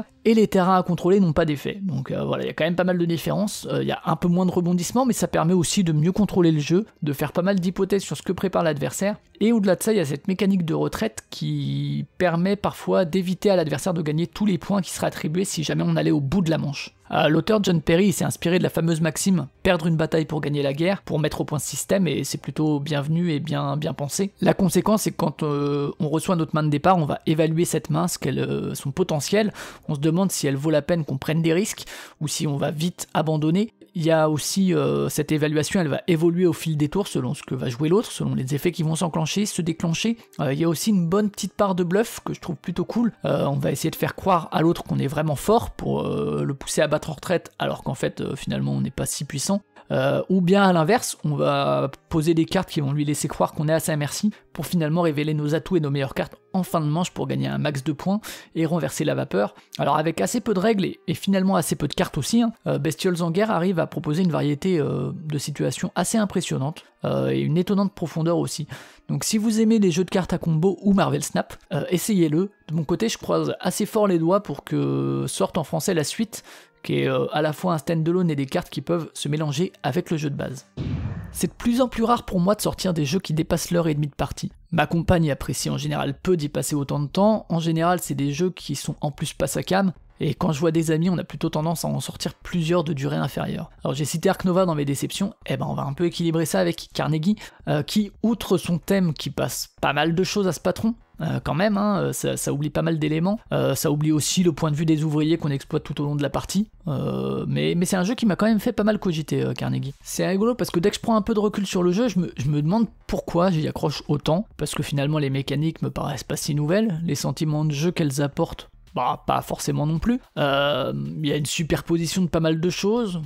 Il y a certaines choses qui pourraient sans peine être retirées, je pense, mais pourtant, dès que j'y retourne, dès que je fais une partie, bah le kiff il est total. Alors j'y ai joué qu'à 2 pour le coup, et je pense que le cœur de mon plaisir, ça vient de cette mécanique d'action partagée, un peu comme dans un Puerto Rico ou un Race for the Galaxy. Ça crée une interaction super forte, et pour le coup à 2 c'est un jeu très coupe-gorge, parce que ces actions, on va essayer de les choisir quand on en bénéficie, évidemment, mais aussi, et peut-être surtout, à des moments où l'adversaire va en bénéficier le moins, voire où il va passer un tour où il va devoir le sacrifier. Il y a aussi une forte dimension de rythme à maîtriser, c'est vraiment une espèce de danse où on va jongler entre réussir ses pas, et on va au passage lancer des pots de banane sous les pieds de l'autre, et le tout avec une fluidité exemplaire. Les actions sont simples, évaluer leur effet c'est simple aussi, mais pourtant on a le sentiment à chaque coup que c'est un truc important qui peut avoir un impact sur le plus long terme. On se retourne à la fin de la partie, sur notre partie, quand on a compté les points, et à ce moment-là, c'est finalement difficile d'identifier les moments qui vraiment ont fait la différence, parce que sauf exception, bah, le jeu offre quand même pas mal de possibilités pour renverser la tendance. C'est pas un jeu très punitif, il évite de punir dès qu'un joueur est pas forcément le meilleur. Et alors je me demande encore ce que Carnegie justement vaut à 3 ou 4, je pense qu'il est justement un peu plus souple, mais en tout cas lors de mes parties à 2, j'ai jamais vu le temps passer, c'était aussi plus court que ce que je pensais, et à chaque fois j'ai pu prendre des directions un peu différentes. Alors il y a certains trucs qui sont un peu incontournables, mais on peut quand même un peu plus s'orienter que dans par exemple ce que je citais tout à l'heure dans Space Station Phoenix, j'ai l'impression. Alors j'ai encore un peu des difficultés à mettre le doigt sur ce qui marche autant, puisqu'encore une fois, dès que j'y pense après coup, il y a plein de trucs que j'identifie qui me chafouinent un peu. Alors ça me frustre un poil, mais l'essentiel bah, c'est que j'ai envie d'y revenir et qu'à chaque fois le plaisir soit intact. J'ai parlé de Marvel Snap pour Bestioles en guerre, et ben pour Challengers, la référence jeu vidéo, ça va être Teamfight Tactics, ou de manière plus générale les auto-battlers, dans lesquels on va déterminer une équipe dont le combat est ensuite plus ou moins automatisé. Dans Challengers, il y a ce mélange entre bataille et construction de deck entre les manches. Alors pour l'instant, j'ai pas eu l'occasion d'y jouer à plus de 2, et y jouer à partir de 3 et surtout je pense de 4, ça introduit une dimension de tournoi avec des adversaires successifs où chaque manche permet une plus grande récompense avant d'arriver à une espèce de grande finale. Alors cette structure de partie elle est déjà assez originale, elle confère aussi une atmosphère assez particulière qu'on trouve rarement dans une seule partie de jeux de société, qu'on trouve plutôt dans des tournois en fait, mais même sans cette spécificité là de structure de partie, la proposition elle reste super fraîche. La variété des cartes permet d'envisager plein de possibilités, c'est assez vertigineux. La notion de banc est super bien pensée. Les quelques cartes qui permettent des choix au sein même d'un affrontement, elles sont très bienvenues et plutôt bonnes. Il y a également la possibilité de faire un mulligan quand on choisit les cartes entre les manches qui apporte pas mal de flexibilité. Et Challengers déporte en fait presque entièrement la notion de choix justement entre les matchs plutôt que pendant le match. Les matchs qui, eux, se résument presque à une simple bataille, mais qu'on a le loisir de préparer, en fait, on prépare sa bataille. Du coup, la partie, c'est pas la bataille, c'est vraiment l'ensemble du tournoi avec ce choix qui se fait entre chacune des batailles. Et ça fait presque totalement disparaître la frustration qui pourrait exister face au manque de contrôle de chaque bataille. Le fait qu'on puisse la préparer, ça fait que c'est un peu notre faute quand même si on la perd. Et d'ailleurs, cet aspect un peu random du tirage des cartes, ça crée plein de surprises, ça crée de la frustration positive qui est un peu héritière de tout jeu où on va préparer sa pioche et que les choses se déroulent dans le désordre. Je dis frustration positive parce que moi c'est quelque chose qui m'amuse parce que ça fait plein de surprises et que c'est agaçant mais en même temps c'est amusant et on sait qu'on n'y est pas pour grand chose, qu'on a fait notre deck et que maintenant advienne que pourra. Et à contrario, il y a aussi une forte satisfaction quand justement le plan se déroule sans accroc. L'un est un peu corollaire de l'autre. Et alors pour rien gâcher, même le bot qui vient agrémenter les parties à nombre impair, notamment aussi le jeu solo, je trouve qu'il est plutôt bien pensé et amusant à dérouler. Bon, voilà, l'éléphant dans la pièce après c'est évidemment cet univers qui est sans cohérence, qui fait qu'on oublie assez vite les personnages qu'on recrute pour participer à ce tournoi. C'est un peu dommage.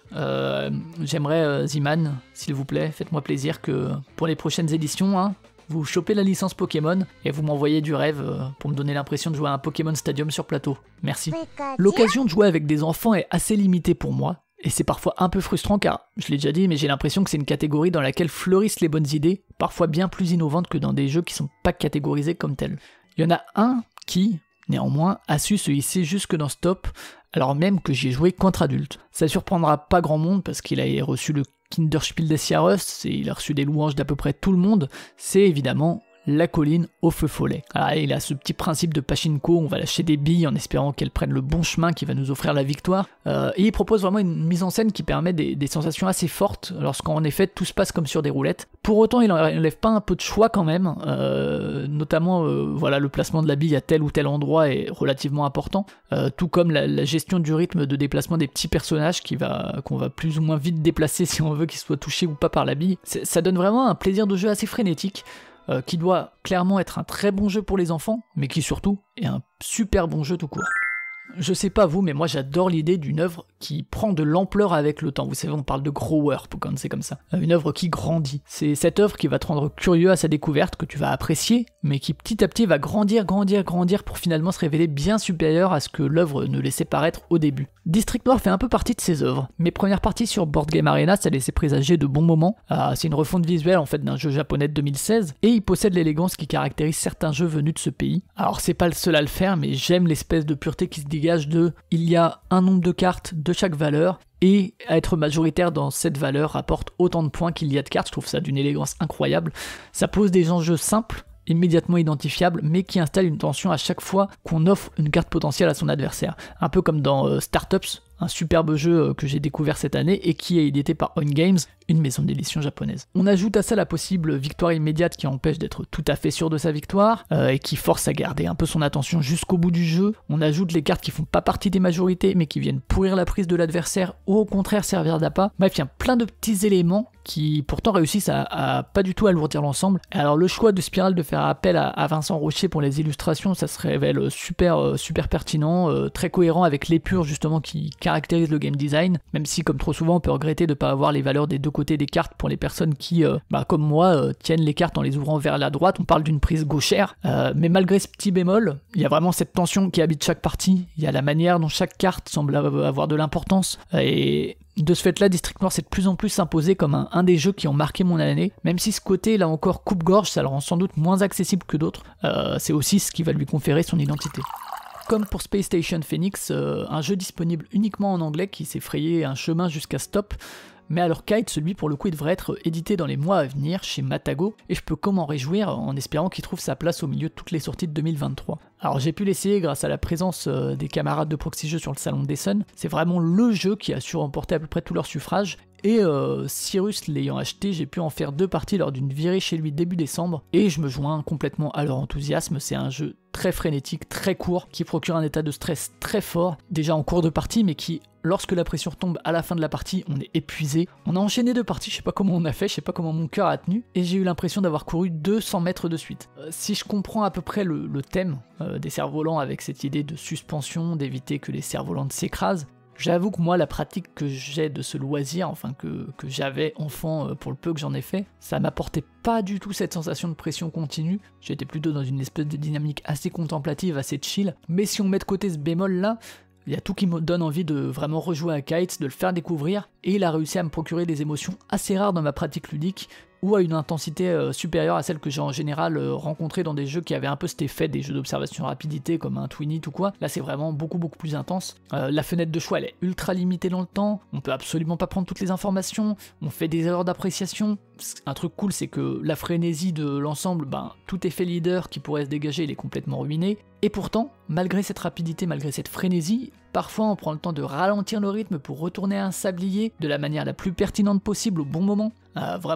Et s'il y a un mode de base qui reste quand même relativement accessible, on a essayé, lors de notre deuxième partie, d'intégrer des variantes présentes dans la boîte, qui rajoutent quelques cartes qui vont court-circuiter la prise d'infos, la fluidité de l'exécution, la communication, et autant vous dire que dans cette deuxième partie, nos cerfs-volants se sont rapidement écrasés au sol. Alors cette modularité, elle est bienvenue pour pimenter un peu le tout, même si le mode de base suffit à bien saisir ce qui fait la force du jeu et à sortir absolument exténué d'une partie. Pour ma part, ce sera un achat indispensable lorsqu'il sera dispo dans notre langue chez Matago. Théo Rivière, c'est un auteur dont j'apprécie la présence au sein du monde ludique. Il communique très bien, il porte des valeurs que je juge assez positives, il discute régulièrement sur la création ludique, Mais alors justement du côté ludique, je dois bien avouer que c'est loin d'être celui qui sort les jeux qui me procurent le plus de plaisir ou qui me font le plus envie. La plupart de ces sorties pour moi c'est des choses bien calibrées mais qui manquent souvent de folie, si ce n'est peut-être ces jeux enfants qui me semblent plus audacieux, même si j'ai pas eu la chance de les essayer. Alors cette année j'ai déjà parlé de Sea Salt and Paper avec Bruno Catala, et Packet Chips se glisse même encore au-dessus. Alors attention, comme pour Sea Salt and Paper, il est pas tout seul ici, ce qui est de toute façon souvent le cas de Théo qui travaille beaucoup en co-autorat. Cette fois c'est Mathieu Aubert qui l'accompagne, qui est l'auteur de Shadows Amsterdam, auquel j'ai jamais joué. Packet Chips, c'est d'abord une édition par Mixlore qui est incroyable, et qui est sans doute une des boîtes que je préfère dans ma ludothèque. Que ce soit la version en anglais ou son adaptation en français avec un packaging qui va un peu plus nous parler, on est vraiment dans une parfaite imitation avec plein de petits détails savoureux. Et au-delà de l'emballage, la manière même de jouer, en piochant ses chips dans le paquet, ça rappelle évidemment la manière dont on va le faire à l'apéro, et l'illusion est totale. Alors derrière cette merveilleuse édition, heureusement, il y a une proposition ludique qui est tout aussi enthousiasmante. Ça évite le défaut dont je parlais pour Hidden Leaders avec mes histoires de ramage et de plumage, ici les deux sont bien là. J'en ai parlé pour Space Station Phoenix, mais j'adore ce que j'appelle les systèmes en entonnoir. C'est aussi le cas par exemple pour Wingspan, qui a aussi des actions de moins en moins nombreuses au fil de la partie, ou Five Tribes où les choix sont plus limités en fin de partie qu'au début. Et ici cet entonnoir il va consister à réduire petit à petit les objectifs qu'on souhaite garder en fonction des chips qui sortent à chaque tour. Il faut aussi savoir évaluer lesquels ne vont pas être réalisés et que du coup ils nous feront pas perdre de points. Les probabilités on va les réévaluer à chaque tirage. D'ailleurs on les évalue plus de manière intuitive que purement mathématique, en tout cas pour ma part, et parfois on va justement parier sur des probabilités beaucoup plus faibles mais qui vont rapporter beaucoup plus. Comme dans Space Base, comme dans District Noir, comme dans Sea Salt and Paper, il y a aussi cette petite carte qui permet de gagner immédiatement la partie complète, pas juste une manche mais vraiment la partie complète. Et enfin il faut aussi prendre en compte le fait que pour gagner une manche, c'est pas la peine d'avoir beaucoup de points, il faut juste en avoir plus que ses adversaires. Parfois un point de plus ça suffit, parfois on essaye de se dire que peut-être que les autres ils ont pris des choses relativement improbables et ils vont pas marquer de points, et que finalement un point nous suffira à gagner la manche. Tous ces sentiments là en fait ils sont assez naturels, ils sont pas du tout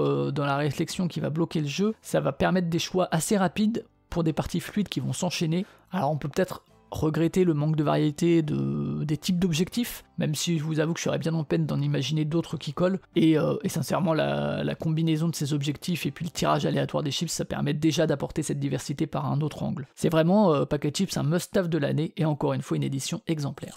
Longtemps je suis resté assez réticent à l'idée de jouer à Scout. Le retour prédominant que j'en avais c'était que c'était une repompe de carreau combo, non assumée par l'auteur ni par l'éditeur, et j'avoue que ça me rebutait pas mal. Heureusement, j'ai écouté les retours de John Getz Games, qui était très enthousiaste, mais aussi et surtout de mon camarade de proxy jeu Hammer,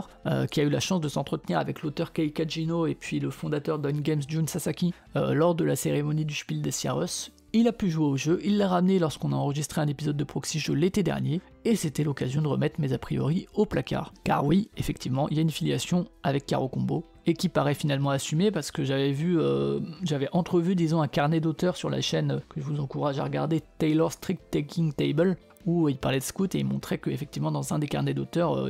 l'auteur parlait de Caro Combo. Alors effectivement c'est un jeu de défaut, c'est d'escalade, comme Caro Combo. Effectivement, on ne peut pas bouger les cartes dans sa main. Soit, d'accord, les combinaisons doivent aussi utiliser les cartes adjacentes dans cette main, ok. Les combinaisons sont assez classiques, elles sont pas limitées à 3 cartes comme dans Caro Combo, ce qui change déjà pas mal les choses, mais surtout pour le coup, bon, c'est pas Caro Combo, hein, les combinaisons, on les trouve dans pas mal de jeux du genre, pas juste dans Caro Combo. Mais surtout, la structure, elle est vraiment différente. Caro Combo est sans doute moins punitif, puisqu'il suffit de ne pas perdre, puisqu'il n'y a qu'un perdant, là où dans Scout, on peut faire des mauvaises manches difficiles à rattraper, et qu'il n'y a qu'un gagnant, et que donc ça peut être un poil plus punitif. Mais alors cette sensation de crescendo, cette façon de créer des combos dans sa main, en piquant une carte à une combinaison précédente, ce qui va permettre d'affaiblir cette combinaison, donc de la battre plus facilement, mais on va aussi offrir un point au possesseur de la combinaison qu'on vient de battre en récupérant une carte de cette combinaison. Il y a aussi cette possibilité unique dans la manche de recruter puis de poser sa combinaison, la fameuse le fameux pouvoir Scout and Show. Il y a aussi cette idée de timing qu'on va essayer d'avoir pour poser une combinaison qui va écraser la précédente pour gagner un maximum de points, donc au bon moment. Ne pas écraser une combinaison qui va nous rapporter un point avec 4 cartes. Il y a aussi le plaisir simple de poser une combinaison à 5 cartes en se disant que peut-être ça va revenir jusqu'à nous et qu'on n'aura aucun point négatif. Il y a aussi la surprise quand derrière cette combinaison à 5 cartes que on pensait imbattable, pouf, la personne suivante va tout de suite la battre. Toute cette satisfaction, toute cette surprise, toutes ces sensations, je ne le ressentais pas à ce point dans Caro Combo. c'était d'autres sensations. J'aime beaucoup Caro Combo toujours, hein, mais c'est vraiment pas pareil au niveau des sensations de jeu. Il y a aussi évidemment ces cartes qu'on peut tourner dans les deux sens. Alors c'est juste un élément supplémentaire à évaluer lors du choix de l'orientation au début de la manche, mais c'est surtout qu'au cours de la manche, ça va ouvrir des possibilités quand on va récupérer les cartes de la combinaison précédente, puisque là aussi on va pouvoir choisir l'orientation de la carte qu'on vient de récupérer, et donc se créer des nouveaux combos, etc. Alors peut-être que oui, les parties à 3 sont un peu moins passionnantes, que même si elles restent acceptables et que c'est des sentiments différents, la variante à 2 est un peu faiblarde, peut-être, mais Scout ça reste un des jeux auxquels j'ai le plus joué cette année, qui m'a vraiment remotivé à découvrir des jeux de cartes, que ce soit du côté du jeu de pli ou du jeu de défausse, et honnêtement c'est un jeu qui va trôner avec Caro Combo, dont il est tout à fait complémentaire en fait, et ben il va trôner en très belle place dans ma ludothèque.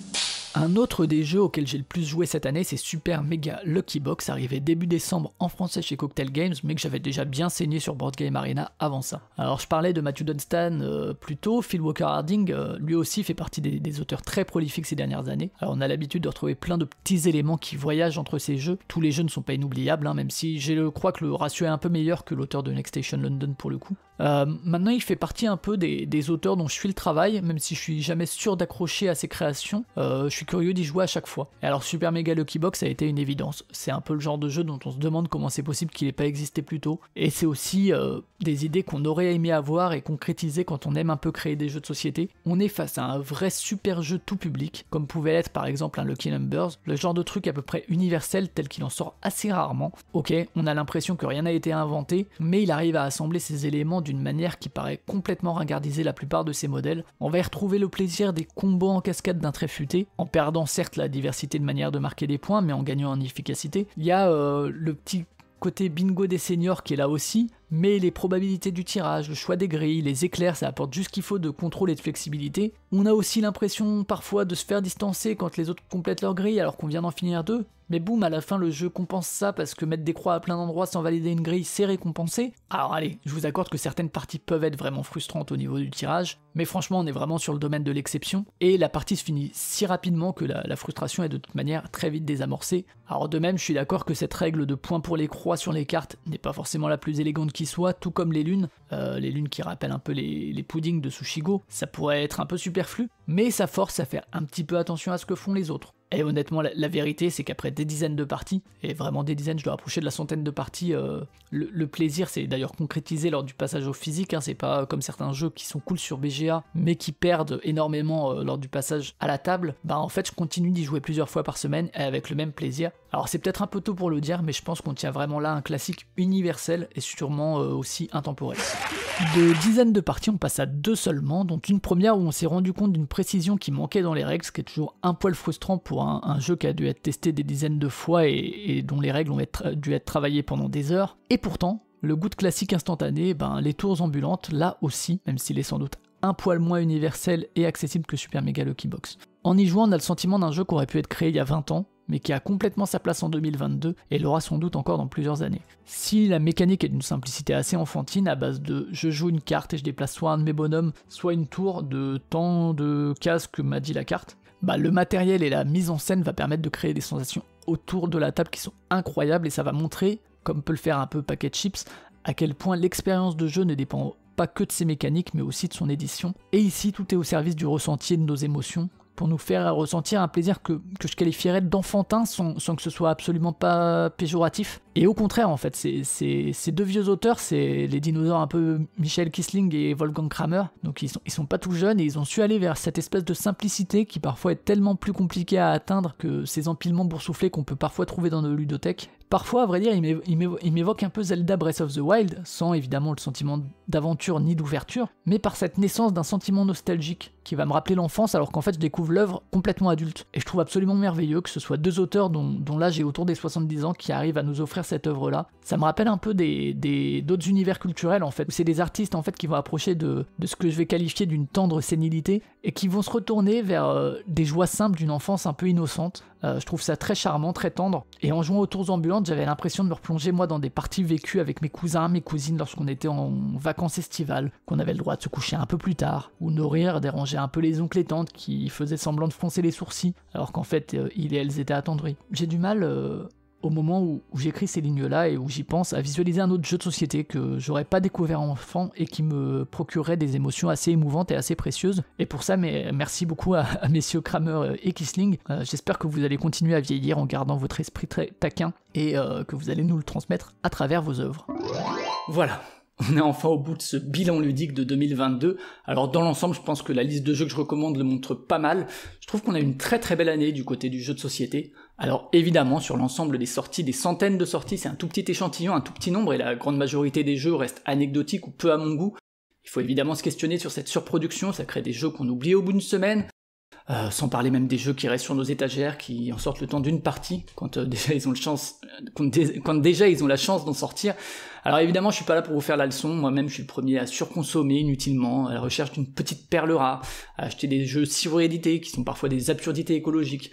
J'ai l'impression que dans cette année 2022, j'en ai quand même rencontré pas mal des perles, sans même parler des jeux de sortie plus tôt et que j'ai découvert cette année. Donc je remercie évidemment Proxy Jeux parce que ce soit les partages, les retours, les critiques, ça m'a permis déjà un premier filtre dans mes recherches. Je remercie aussi l'équipe du Passe-Temps pour leurs vidéos du vendredi qui permettent de garder un œil sur l'actu. Évidemment, je remercie toutes les personnes avec qui j'ai pu jouer cette année, qui ont contribué à ces parties, notamment ma compagne qui est ma première partenaire de jeu. Je vous invite donc dans les commentaires à me parler de votre année 2022, que ce soit les réussites, que ce soit les déceptions, voilà, tous les jeux qui vous ont marqué en bien, en mal, en 2022. Je vous remercie d'avoir suivi la vidéo, n'hésitez pas encore une fois à parler des jeux aussi dont j'ai parlé. Je vous souhaite en tout cas une très belle année ludique 2023, prenez bien soin de vous, ciao.